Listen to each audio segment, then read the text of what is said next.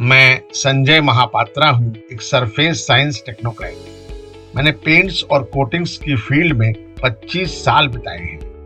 Currently मैं काफी trend और एक्सपीरियंस रिसर्च टीम को लीड कर रहा हूँ। एक्सटीरियर पेंट टेक्सचर्स और वाटरप्रूफिंग प्रोडक्ट्स को बेहतर बनाने में इसके लिए हमने अलग अलग एडवांस्ड और यूनिक टेक्नोलॉजीज का इस्तेमाल किया है, जिससे ग्राहकों को बेस्ट प्रोडक्ट मिले। मैं शंकर राहुल हूँ। मैं आपको वाटरप्रूफिंग पोर्टफोलियो के बारे में बताऊंगा। वाटरप्रूफिंग एक बैरियर कोटिंग का निर्माण है जो पानी को कंक्रीट स्ट्रक्चर में प्रवेश करने या बाहर निकलने से रोकता है।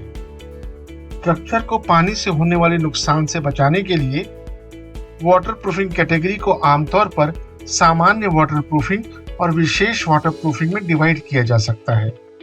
सामान्य वाटरप्रूफिंग उत्पाद घरों में उपयोग किए जाते हैं और सामान्य पेंटिंग ठेकेदारों द्वारा लगाए जाते हैं तथा रिटेल ग्राहकों द्वारा खरीदे जाते हैं। स्पेशलाइज्ड वाटरप्रूफिंग लार्ज बिल्डिंग्स और इंफ्रास्ट्रक्चर प्रोजेक्ट्स जैसे टनल्स और डैम्स में कंक्रीट स्ट्रक्चर को पानी से होने वाले नुकसान से बचाने के लिए किए जाते हैं। ये उत्पाद केवल ट्रेडिशनल सेल्स चैनल के माध्यम से बेचे जाते हैं। एक उपभोक्ता की वाटरप्रूफिंग से अपेक्षा सिंपल है। वे चाहते हैं कि समस्या ठीक हो जाए और दोबारा ना हो। इस प्रकार वाटरप्रूफिंग दोनों का निवारण करता है। इसका मतलब है कि यह दीवारों में पानी के सीपिंग को रोकता है और क्यूरेटिव है, यानी लीकेज और सीपेज के कारण प्रभावित दीवार या सतह को ठीक करता है। आइए सबसे पहले उन विभिन्न स्रोतों को समझें जो वाटरप्रूफिंग समस्याओं का कारण बनते हैं। वर्षा, छत से लीकेज और बाहरी दीवार से पानी के एक स्थान पर रुक जाने का सबसे बड़ा कारण बारिश है, जो छत या धूप की शेड में स्ट्रक्चर की दरारों में रिसता है। समय के साथ कंक्रीट स्ट्रक्चर में क्रैक्स पड़ जाने से पानी रिसने लगता है। गैप्स और ओपनिंग्स, टाइल के जॉइंट्स में गैप या वॉश बेसिन और दीवार के बीच में गैप आदि जैसे खुले स्थान भी पानी को दीवार में रिसने देते हैं। ग्राउंड वाटर के बढ़ने से कभी कभी नमी आ सकती है और कभी कभी एफ्लोरेसेंस, क्योंकि इसमें नमक होता है। एफ्लोरेसेंस पेंट फिल्म पर नमक जैसा फॉर्मेशन है। यह आमतौर पर हाई वाटर लेवल वाले एरिया में देखा जाता है। प्लम्बिंग संबंधी समस्याएं, छिपी हुई पाइपलाइन से लीकेज का पता लगाना कठिन हो सकता है तथा लीकेज के सोर्स का पता लगाने के लिए प्लम्बर की मदद लेनी होगी, अन्यथा एसी आउटलेट से पानी टपक सकता है। आमतौर पर वाटरप्रूफिंग प्रोडक्ट्स का उपयोग एक्सटीरियर और इंटीरियर दोनों में नए निर्माण और पुनः पेंटिंग के दौरान किया जाता है। वाटरप्रूफिंग प्रोडक्ट्स विभिन्न प्रकार के होते हैं। कुछ का उपयोग नया घर या अपार्टमेंट बनाते समय किया जा सकता है और कुछ का उपयोग सरफेस की मरम्मत के लिए किया जा सकता है, चाहे उसमें क्रैक्स हो या पानी का लीकेज। आइए समझते हैं कि वाटरप्रूफिंग कोटिंग्स कहाँ लगाई जाती है।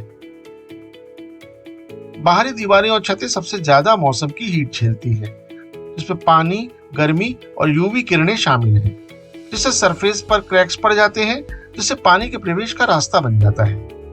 एक्सटीरियर वाटरप्रूफिंग कोटिंग का उपयोग छत पर किया जाता है और वर्टिकल दीवार को हाई वेदर की स्थिति का सामना करना पड़ता है। ये आमतौर पर इंटीरियर में एक्रेलिक बेस्ड कोटिंग होती है। अधिकांश घरों में आम समस्या नमी की है। वाटरप्रूफिंग कोटिंग्स इंटीरियर दीवारों पर आमतौर पर ईंट के स्तर पर या सीमेंट युक्त प्लास्टर पर लगाई जाती है। ये कोटिंग सीमेंट युक्त नेचर की होती है और आसानी से ईंट या प्लास्टर के साथ चिपक जाती है। सीमेंट युक्त वाटरप्रूफ कोटिंग्स बाथरूम और रसोई के आसपास के एरिया में भी लगाई जाती है।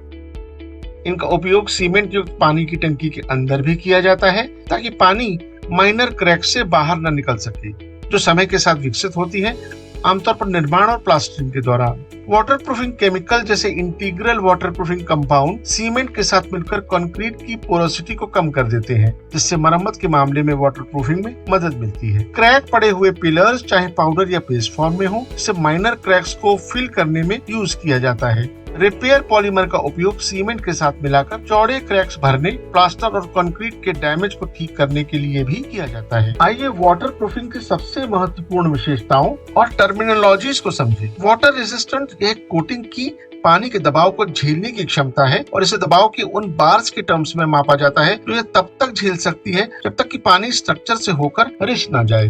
टेम्परेचर में कमी। सामान्यतः सफेद सरफेस यूवी किरणों और हीट को रिफ्लेक्ट करती है, अतः जब छत और दीवारों को सफेद रंग से रंगा जाता है तो इससे सरफेस का तापमान 8 से 10 डिग्री तक कम हो जाता है।